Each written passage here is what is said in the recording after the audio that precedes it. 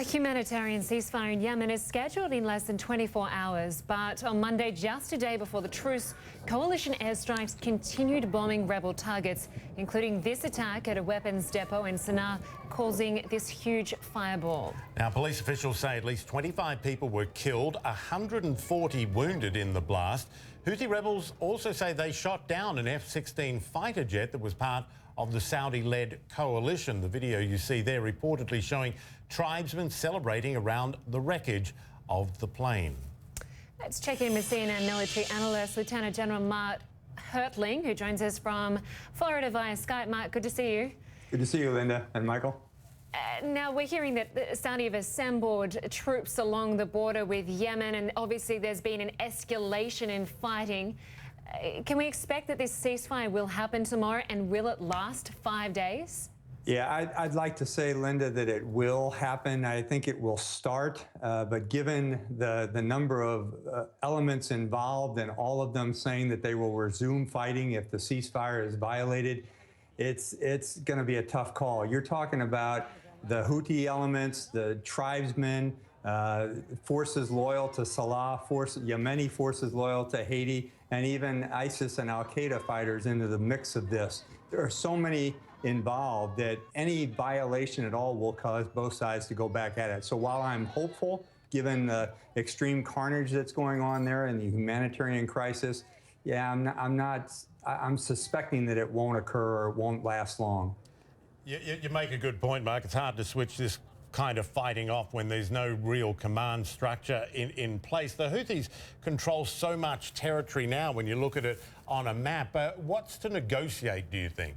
Well, I think the negotiation still centers around the fact that both sides want a government back in place, Michael. I mean, the security across the country is in shambles. The services are terrible. There's no medical aid. Food supplies and gasoline supplies are all in terrible condition. So I think even though the Houthis do control a good swath of the country, I think both sides need to get back to the table to determine what the future of governance will look like in this very tough country. And to that point, do you think Al-Qaeda is a beneficiary of all of this? I mean, the Houthis were fighting them not long ago, and now they're having to fight others.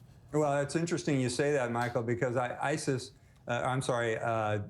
Houthi rebels have recently said Al-Qaeda is linked with Hadi's forces. Hadi's saying they've got to get the government back together to fight both Al-Qaeda and ISIS. It's taking control of the country. Both sides are looking at Al-Qaeda as being a primary target, and yet both sides are using the other to be supporters of Al-Qaeda. It just makes no sense whatsoever, and that's what happens when government falls apart.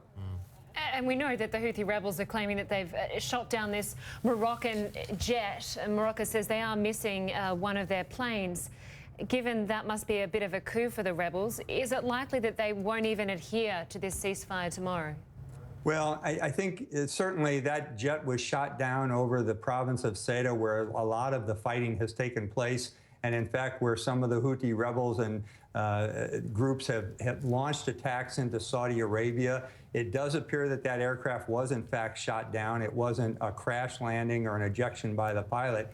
So that's a huge victory on the day before the ceasefire, something that I think Mr. Saleh is proclaiming as one of his victories and a reason for continued fighting, which is just ridiculous. And Mark, you're used to controlling a lot of territory as you did during the Iraq War. I mean, just strategically, you know, aerial campaigns on their own don't really do much good long term. And, you know, if you've got this disparate group of tribes and gangs and Houthis and others, what are you going to negotiate for, though? This is the thing, that if you're not going to put ground troops there, what's going to stop them being back at this, you know, 10 minutes later? Well, again, the Saudis early on, Michael, said their two main strategic objectives was to debilitate the Houthis and to get Haiti back in power.